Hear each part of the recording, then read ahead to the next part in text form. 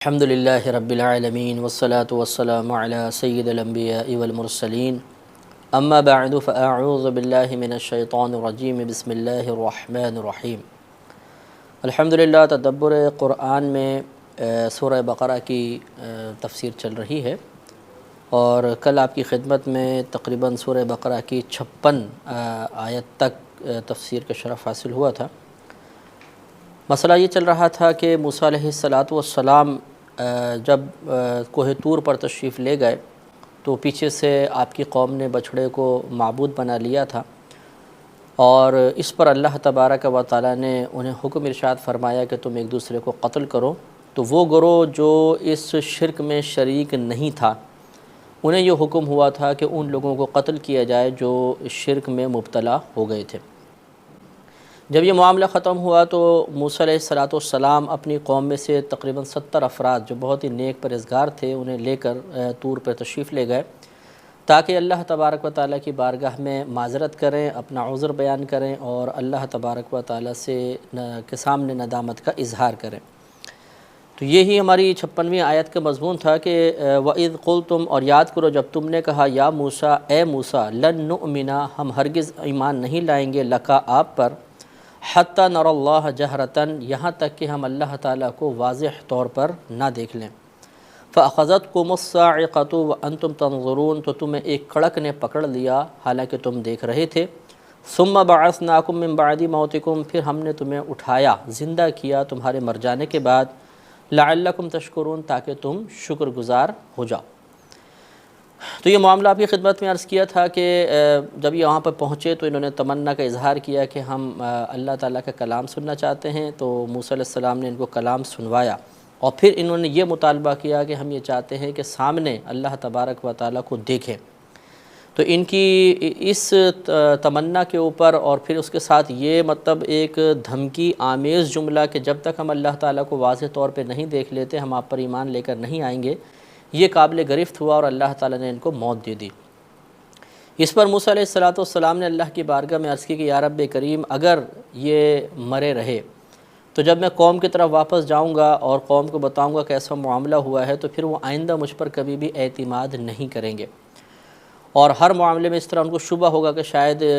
ہم ان کے ساتھ کہیں جائیں گے تو ہمیں بھی اس طریقے کا نقصان کا شکار ہونا پڑے گا۔ تو آپ کی اس دعا کی برکت سے اللہ تبارک و تعالیٰ نے ان کو دوبارہ زندہ کر دیا اور ان کی روحیں واپس لوٹا دی تھیں، اور اس کا مطلب علت یہ بیان کی گئی، غرض یہ بیان کی گئی، حالانکہ اللہ کے افعال معلل بالاغراض نہیں ہوتے ہیں، لیکن انہیں یہ احساس دلایا گیا کہ تمہیں دوبارہ اس لیے زندہ کیا گیا کہ تاکہ تم آئندہ اللہ تبارک و تعالیٰ کا شکر ادا کرو۔ اس سے ہمیں دو باتیں معلوم ہوئیں۔ ایک بات تو یہ معلوم ہوئی کہ اللہ تبارک و تعالیٰ کے مقربین اگر دعا کریں اللہ تعالیٰ کے اذن سے، اللہ کی اجازت سے، تو اللہ تبارک و تعالیٰ مردوں کو بھی زندگی عطا فرما دیتا ہے۔ اور دوسرا مسئلہ اس میں یہ ہے کہ اللہ تبارک و تعالیٰ کو انہوں نے ظاہری طور پہ اپنی ظاہری آنکھوں سے دیکھنے کا مطالبہ کیا تھا۔ یاد رکھیے کہ اس دنیا میں ظاہری آنکھوں سے فقط ہمارے نبی کریم صلی اللہ علیہ وسلم کے لیے اللہ تبارک و تعالیٰ کا دیدار ثابت ہے، اور کوئی بھی اللہ تعالیٰ کا ان ظاہری آنکھوں سے دیدار نہیں کر سکتا۔ یہ وجہ ہے کہ آگے آئے گا کہ موسیٰ علیہ السلام نے اللہ تبارک و تعالیٰ کو دیکھنے کی خواہش کا اظہار کیا، تو اللہ تبارک و تعالیٰ نے اس کے جواب میں ارشاد فرمایا تھا کہ لن ترانی، کہ تم مجھے ہرگز نہیں دیکھ سکتے۔ اور پھر جب آپ کا اصرار مزید ہوا اور اللہ تعالیٰ نے اپنے نور کی ایک تجلی فرمائی تو کوہ طور مطلب ریزہ ریزہ ہو گیا تھا۔ تو یہ عقیدہ ذہن میں رکھنا چاہیے ہر مسلمان کو کہ اللہ تعالیٰ کا ظاہری آنکھوں سے دیدار دنیا میں ممکن نہیں، ہاں خواب میں اللہ تبارک و تعالیٰ کو دیکھا جا سکتا ہے۔ ہمارے امام اعظم ابو حنیفہ رضی اللہ تعالیٰ عنہ کے بارے میں یہ منقول ہے کہ آپ نے تقریباً خواب میں 100 مرتبہ اللہ تبارک و تعالیٰ کی زیارت کی ہے، اور اس کے لیے دعا کرنے میں بھی حرج نہیں ہے کہ اللہ کی بارگاہ میں دعا کی جائے کہ اللہ تعالیٰ خواب میں اپنا دیدار کروا دے۔ اور یہ یاد رکھیں کہ اللہ تعالیٰ کا اگر خواب میں دیدار ہوگا تو وہ اس طرح نہیں ہے کہ جس طرح ہمارے سامنے کو ایک شکل آ جاتی ہے اور ہم اس کو باقاعدہ دیکھتے ہیں، اس لیے کہ اللہ تبارک و تعالیٰ کی باقاعدہ کوئی شکل نہیں ہے۔ اللہ نے خود قرآن عظیم میں ارشاد فرمایا کہ لیس کمثلہ شیء، اس کی مثل کوئی شے ہے ہی نہیں۔ تو جب اللہ تعالیٰ کی مثل کوئی شے نہیں ہے تو یقینی سی بات ہے کہ پھر ہمارے نہ تو ذہن میں اس کو کوئی تصور آ سکتا ہے اور نہ خواب میں ہم اس کو اس انداز سے دیکھ سکتے ہیں جیسے عام چیزوں کو دیکھتے ہیں۔ اللہ تبارک و تعالیٰ کا اگر دیدار ہوگا بھی تو علماء نے یہی لکھا کہ وہ ہزارہا پردوں میں رہ کر ہوگا۔ بلا تمثیل میں آپ کو سمجھانے کے لیے عرض کر رہا ہوں کہ جیسے ایک سورج آسمان پہ چمک رہا ہو اور اس کے سامنے بہت سارے بادل آ جائیں تو جس طرح ہم اس سورج کو دیکھ سکتے ہیں لیکن بادلوں کے پیچھے وہ چھپا ہوتا ہے، مکمل طور پہ ظاہر نہیں ہوتا، اسی طریقے سے اللہ تبارک و تعالیٰ کا ایسا دیدار ہوتا ہے کہ وہ واضح طور پر کوئی بھی نہیں دیکھ سکتا،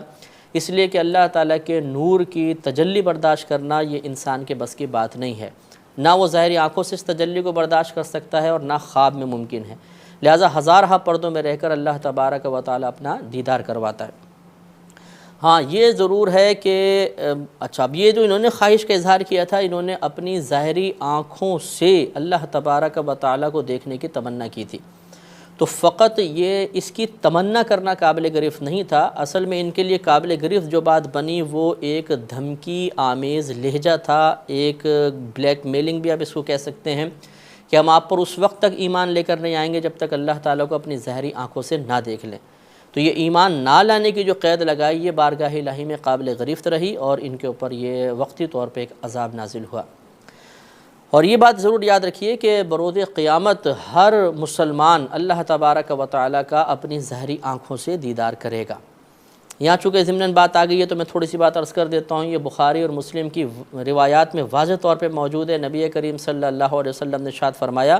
کہ بروز قیامت تم اللہ تبارک و تعالیٰ کو بالکل اس طرح دیکھو گے جیسے دنیا میں 14ویں رات کے چاند کو دیکھتے ہو۔ بلکہ سرکار نے ایک روایت میں سوال کیا کہ کیا تم 14ویں رات کے چاند کو دیکھنے میں شک کرتے ہو؟ تو صحابہ کرام علیہم الرضوان نے عرض کی کہ نہیں، تو ارشاد فرمایا کہ پھر بالکل اسی طرح اللہ تبارک و تعالیٰ کا بروز قیامت دیدار ہوگا۔ لیکن یہ پھر یاد رکھیں کہ اس کا مطلب ہرگز یہ نہیں ہے کہ جیسے ایک چاند ہمیں آسمان پہ چمکتا ہوا نظر آ رہا ہے، اس کا ایک جسم ہے، اس طرح اللہ تعالیٰ بھی ہمیں ایک مقام پہ بیٹھا ہوا نظر آئے گا اور ہم اس کا دیدار کر لیں گے، ایسا نہیں ہوگا، بلکہ اللہ تبارک و تعالیٰ اپنی شان کے لائق ہمیں دیدار کروائے گا۔ وہ دیدار کیسا ہوگا یہ اس کے بارے میں علماء نے یہ لکھا کہ جب دیکھیں گے تو پھر آپ کو بتائیں گے، یا بلکہ آپ بھی جب دیکھیں گے تو جان لیں گے۔ اب یہاں پہ ایک چھوٹا سا شبہ اس کا ازالہ کر کے انشاءاللہ پھر ہم آگے چلیں گے۔ شبہ یہ پیدا ہوتا ہے کہ اللہ تبارک و تعالیٰ کا دیدار دنیا میں تو ممکن نہیں ہے، آخرت میں بھی کیسے ممکن ہوگا؟ اس لیے کہ اللہ تعالیٰ کی ذات کسی شے کی قید میں نہیں آتی ہے، کوئی شے اللہ کی ذات کا احاطہ نہیں کر سکتی ہے، گھیراؤ نہیں کر سکتی ہے۔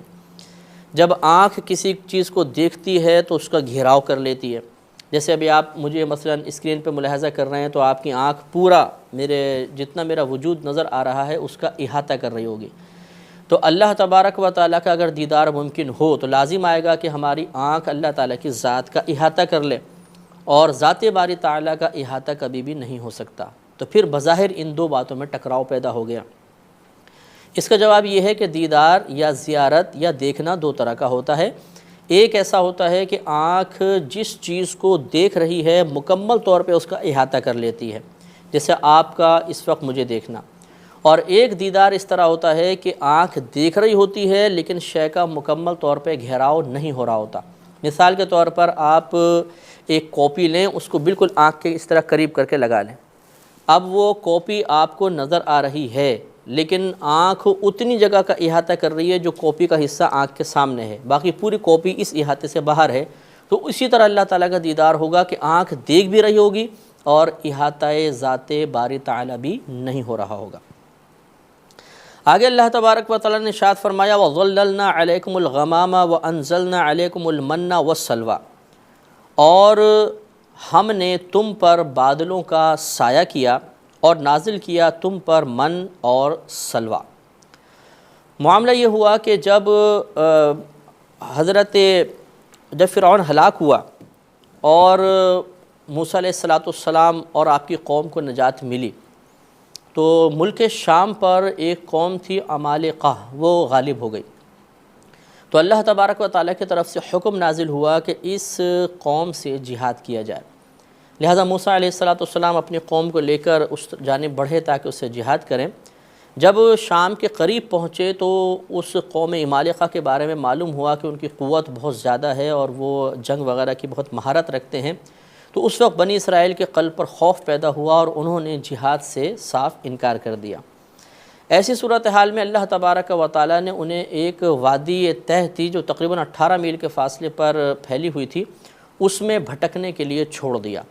یہ گویا کہ ان کی اللہ تبارک و تعالیٰ کی راہ میں لڑنے سے راہ فرار اختیار کرنے کی سزا تھی۔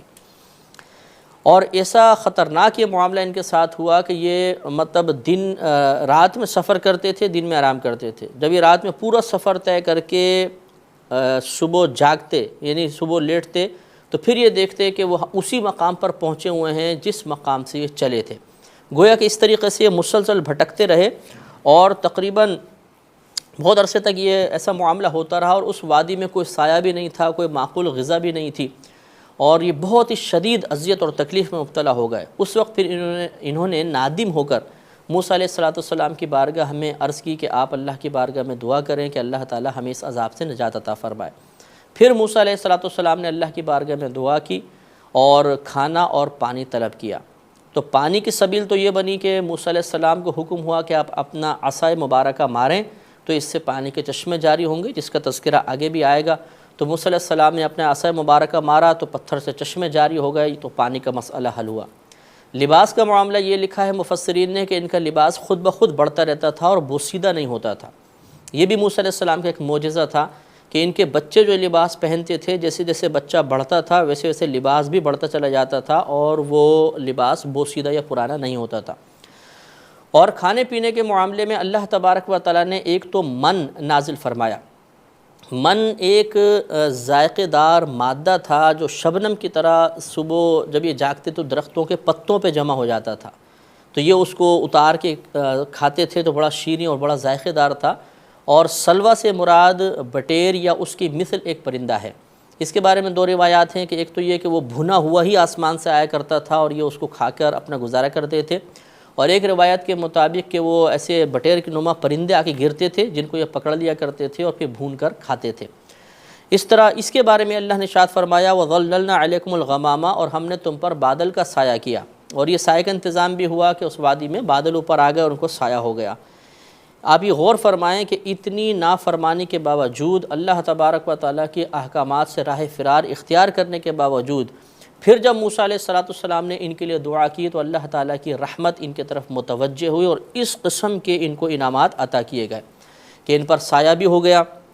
پانی کے چشمے جاری ہوئے، آسمان سے بٹیر نازل ہو رہے ہیں، بہترین خوشدار ذائقہ دار مادہ آ رہا ہے جس کو کھا کے اپنا گزارا کر رہے ہیں، لباس بھی بڑھ رہا ہے۔ تو اللہ تعالیٰ نے آگے ارشاد فرمایا کلوا من طیبات ما رزقناکم، کھاؤ تم ان چیزوں میں سے جو ہم نے تمہیں، ان پاکیزہ چیزوں میں سے جو ہم نے تمہیں عطا کی۔ وما ظلمونا ولکن کانوا انفسهم یظلمون، اور انہوں نے ہم پر کوئی ظلم نہیں کیا بلکہ وہ تو خود اپنی جانوں پر ظلم کرتے تھے۔ تو معاملہ یہ ہوا کہ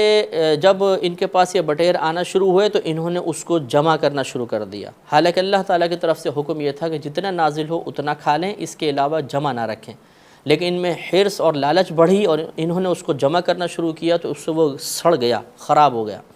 اور اس کے علاوہ یہ آگے آئے گا کہ انہوں نے اس گوشت، اتنا بہترین گوشت اور اللہ تعالیٰ کی طرف سے آسمان سے نازل ہونے والے کھانے سے منہ موڑ کر پیاز، مسور کی دال اور ککڑی وغیرہ کا سوال کرنا شروع کیا، تو اس سے یہ گویا کہ اپنی جان پر ظلم کرنے والے تھے کہ اللہ تعالیٰ کی ایک اعلیٰ نعمت ملنے کے باوجود پھر یہ ادنیٰ کی طرف بڑھے اور حرص و لالچ میں گرفتار ہو کر اللہ تعالیٰ کے حکم کی نافرمانی کی۔ یہاں پر اس سے پہلے کہ اگلی آیت کا ہم تذکرہ کریں، ایک بات بڑی قابل غور ہے، آپ پھر توجہ کریں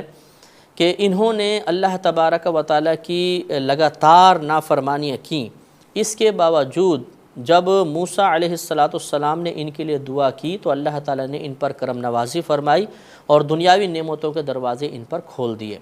اس سے یہ معلوم ہوا کہ اگر کوئی انسان خطا کار ہو، گناہ گار ہو اور وہ اللہ تعالیٰ کے کسی مقرب بندے کی بارگاہ میں حاضر ہو کر ان سے دعا کروائے اور وہ ان کے لیے دعا کر دیں تو ضرور اللہ تبارک و تعالیٰ کرم نوازی فرماتا ہے۔ اور اس سے یہ بھی معلوم ہوا کہ اللہ تعالیٰ سے دعا براہ راست مانگنے میں شرعاً کوئی حرج نہیں ہے، اس میں یہ تو اللہ تعالیٰ قبول فرمانے والا ہے، لیکن اگر کسی اللہ کے مقرب بندے کو، نیک بندے کو، کوئی نبی ہوں، کوئی بہت بڑے اللہ کے ولی ہوں،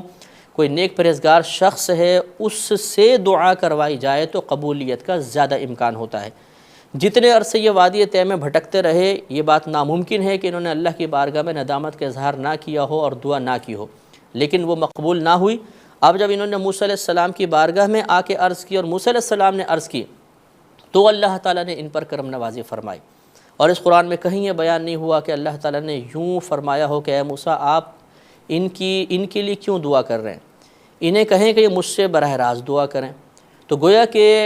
مقربین بارگاہ الہی کو وسیلہ بنانا یہ شروع سے معمول رہا ہے، اور اللہ تبارک و تعالیٰ نے اس پر کوئی اظہار ناراضگی نہیں فرمایا، بلکہ اس وسیلے کو قبول فرمایا، اس وسیلے کو پسند فرمایا، اور اس کے جواب میں اللہ تعالیٰ نے انعامات کے دروازے کھولے ہیں۔ ہمیں بھی چاہیے کہ جو واقعی اللہ تبارک و تعالیٰ کی بارگاہ کے مقرب بندے ہوں، یا ان میں کوئی ایسی ظاہری علامات موجود ہوں، چاہے ان کا مقام و مرتبہ حتمی طور پہ ہمیں معلوم ہو یا نہ ہو، اپنے معاملات کے لیے ان سے ضرور دعا کروایا کریں، انشاءاللہ اللہ تعالیٰ ضرور کرم فرمائے گا۔ آگے اللہ نے ارشاد فرمایا وَإِذْ قُلْنَا ادْخُلُوا هَٰذِهِ الْقَرْيَةَ فَكُلُوا مِنْهَا حَيْثُ شِئْتُمْ رَغَدًا، اور یاد کرو جب ہم نے کہا کہ داخل ہو جاؤ اس بستی میں، تو پھر تم کھاؤ اس میں سے جس جگہ سے تم چاہو بغیر روک ٹوک۔ وَادْخُلُوا الْبَابَ سُجَّدًا، اور ہم نے یہ کہا کہ تم اس کے دروازے میں سجدہ کرتے ہوئے داخل ہو۔ وَقُولُوا حِطَّةٌ، اور یہ کہتے ہوئے داخل ہو حطہ، یعنی اے اللہ ہمارے گناہ بخش دے۔ نغفر لکم خطایاکم، تو پھر ہم تمہارے لیے تمہاری خطاؤں کو بخش دیں گے۔ وَسَنَزِيدُ الْمُحْسِنِينَ، اور ہم نیک عمل کرنے والوں کو مزید عطا فرمائیں گے۔ اب معاملہ یہ ہوا کہ جب یہ قوم مالقہ سے انہوں نے جہاد سے انکار کیا، پھر وادی طے میں بھٹکتے رہے، اور ان کی عرض پر موسیٰ علیہ السلام نے دعا کی اور اللہ نے کرم نوازی فرمائی، تو پھر اللہ تبارک و تعالیٰ نے ان کو یہ حکم دیا کہ تم اس بستی کے، ایک بستی کوئی بھی شہر اس سے مراد ہو سکتا ہے، یہاں پر بعض نے کہا کہ بیت المقدس ہے، بعض نے اریحہ ایک مقام لکھا ہے، بعض نے کہا یہاں مراد ملک شام ہے۔ اور یہ بھی یاد رکھیں، پہلے یہ بات یہاں پہ یاد رکھنا بہت ضروری ہے کہ وادی طے سے جب یہ چلے تو پہلے ہارون علیہ السلام کا انتقال ہوا اور پھر موسیٰ علیہ السلام کا انتقال ہوا، اور ان کے بعد اللہ تبارک و تعالیٰ نے یوشع علیہ السلام کو مبعوث فرمایا، اور انہوں نے باقاعدہ اس قوم کے ساتھ، پھر مالقہ قوم کے ساتھ جہاد کیا تھا، بنی اسرائیل نے ان کا ساتھ دیا اور ان کو فتح حاصل ہوئی تھی۔ اب یہ جب شہر میں داخل ہونے لگے تو وہ اب بیت المقدس ہے یا اریحہ ہے، واللہ تعالیٰ علم بالصواب، مختلف اقوال ہیں۔ اس وقت پھر اللہ تعالیٰ نے ارشاد فرمایا کہ اب جب تم اس بستی میں داخل ہو تو پہلی بات یہ کہ سجدہ کرتے ہوئے داخل ہونا، دوسری بات یہ کہ حطہ کا لفظ کہتے ہوئے داخل ہونا، جس کا معنی یہ ہے کہ اے اللہ ہمارے گناہوں کو بخش دے۔ تو پھر اللہ نے وعدہ فرمایا اگر تم ایسا کرتے ہوئے داخل ہوگے تو پچھلی تمام تمہاری خطائیں مٹا دی جائیں گی، بلکہ ہم نیک عمل کرنے والوں کو اور زیادہ عطا فرمائیں گے۔ لیکن اس قوم کی سرکشی دیکھیے کہ اللہ تعالیٰ نے آگے خود بیان فرمایا فَبَدَّلَ الَّذِينَ ظَلَمُوا قَوْلًا غَيْرَ الَّذِي قِيلَ لَهُمْ، تو انہوں نے جو بات انہیں کہی گئی تھی کہ کہو، یعنی حطہ، اسے اس چیز سے بدل دیا جو ان کو کہا گیا تھا، یعنی جو ان کو کہا گیا تھا کہ حطہ کہو، اس کو بدل کر ایک اور لفظ استعمال کیا۔ لہٰذا مفسرین نے فرمایا کہ ان کو یہ کہا گیا تھا کہ سجدہ کرتے ہوئے داخل ہو، تو یہ سرین کے بل گھسٹتے ہوئے، حفظ کے بل گھسٹتے ہوئے شہر کے اندر داخل ہوئے، اور انہیں کہا تھا کہ تم حطہ کہتے ہوئے داخل ہو، تو یہ کہتے تھے حنطہ، اے اللہ میں گندم عطا فرما، گندم عطا فرما، اور اس طرح یہ اندر داخل ہوئے۔ تو اللہ تعالیٰ نے ارشاد فرمایا فَأَنزَلْنَا عَلَى الَّذِينَ ظَلَمُوا رِجْزًا مِّنَ السَّمَاءِ بِمَا كَانُوا يَفْسُقُونَ، تو پھر ہم نے نازل کیا ان لوگوں پر جنہوں نے ظلم کیا ایک عذاب آسمان سے، اس سبب سے کہ وہ فسق کیا کرتے تھے۔ یہ مفسرین نے فرمایا کہ یہ دراصل ان پر طاعون کی بیماری نازل کی گئی۔ طاعون کی بیماری میں بغل میں، گلے کے یہاں اور مختلف مقامات پہ گلٹیاں نکلتی ہیں، اور جن میں شدید درد ہوتا ہے اور آدمی تڑپ تڑپ کر ہلاک ہو جاتا ہے۔ تو چونکہ انہوں نے اللہ تبارک و تعالیٰ کی نافرمانی کی کہ اللہ تعالیٰ نے ان کو سجدے کا حکم دیا، یہ سرین کے بل داخل ہوئے، ان کو حطہ کا حکم دیا، انہوں نے حنطہ یعنی گندم کی طلب کی، تو اللہ تبارک و تعالیٰ نے ان کو طاعون میں مبتلا کر دیا، اور اس طرح تقریباً 70,000 ان کے افراد ہلاک ہو گئے تھے۔